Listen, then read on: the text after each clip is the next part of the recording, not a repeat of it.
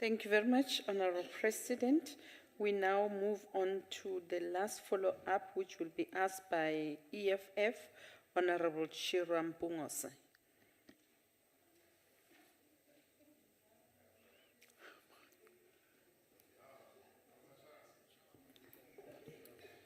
Ngiyabonga Sihlalo. In a population of above 60 million, 30 million in South Africa live in poverty, 18.2 million in extreme poverty, 13.8 million are experiencing food poverty, literal hunger and starvation. Mr. President, there were lesser people living in poverty before you became president. There were lesser people unemployed, lesser violence against women and children, lesser murders, lesser femicide. Millions of our children under your presidency experience multidimensional poverty, whether deprived of healthcare, housing, nutrition, information, water, and sanitation. These harrowing statistics have never dropped since you became president. Instead, they continue to rise under your presidency. Poverty has worsened in South Africa since you became president of South Africa. Whose poverty are you referring to be prioritizing since 2018, when it's not reflected statistically and in the lives of women and children who are at the bottom of the food chain and whose conditions have worsened since your inauguration in 2018 to date? Thank you. Honorable President, again, I've not heard any question that has been asked. However, if you so wish, you may respond to the statement. Whether is it of intent or what, I don't know. But you are at liberty to respond to it. Thank you, Honorable Chairperson. I've listened to the Honorable Member a few times. And one thing that she's really good at is having a statistically driven mind. She's very good in regurgitating statistics, and with the greatest of respect, I should say some of the statistics that you put forward are a bit skew and flawed. But with great respect, I say, I did not hear any question being put forward. I just had... Speaker, point of order, please. Chairperson. Ngicela ukuthi sihloniphane, Chairperson. Ngibuzile question ngithe ku President, whose poverty are you referring to be prioritizing? Just a moment.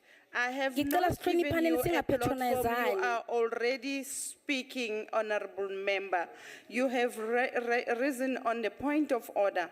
We have afforded you an opportunity to ask a follow-up question, of which you made that statement, and accordingly afford the President to address you on the issue that you have raised. Over to you, Honorable President. You may respond to the statement that has been made before the House. Honorable Chairperson, it's a pity that Honorable Member did not allow me to continue, because much as she did not really put a question forward, what I was going to favor her with is precisely a response to the comment that she made, because she asks, or she seems to ask, which poverty am I referring to? And of course, we have always said that, as Honorable Member said earlier, that yes, we face a triple challenge in our country, and we've never shied away from that. We've never shied away from saying there is rife poverty in our country, there is inequality, and indeed there is unemployment. These are the challenges that our country faces, and these are the challenges that the Government of National Unity is determined to address. As we entered into the 7th administration, and as all the 10 parties committed themselves to a program of action, we are aiming and we are determined to ensure that, yes, we reduce incidence of poverty in our country. The poverty, yes, that affects millions of South Africans, unemployment that affects millions of South Africans, and to reduce inequality in our country. This is what we have committed to doing.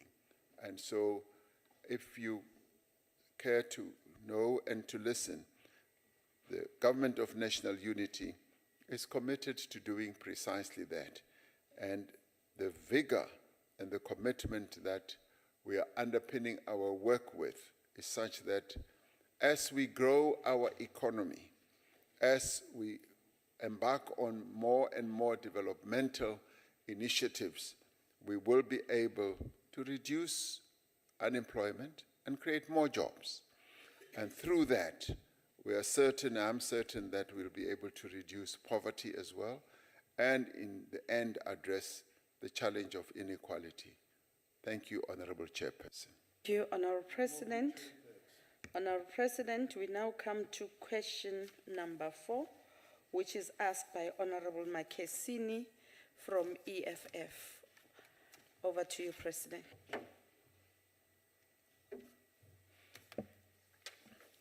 Honorable Chairperson, the policy direction of the Government of National Unity was outlined in the opening of Parliament address that I made on the 18th of July, 2024. The key constitutive ideas of the Government of National Unity are set out in the Statement of Intent, as I've said, which was signed by all the constitutive parties to the Government of National Unity. So those parties agreed to certain basic principles, including a firm commitment to respect the Constitution and the rule of law.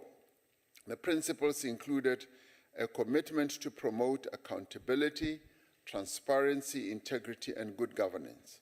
The parties also agreed to a minimum program as the foundation of the work of the GNU. These were developed into priority actions that will form the basis for the medium-term development plan of our government and the 7th administration. As indicated in the opening of Parliament address, the Government of National Unity will dedicate the next 5 years to actions and interventions that advance 3 strategic priorities. Firstly, to drive inclusive growth and job creation. Secondly, to reduce poverty and to tackle the high cost of living.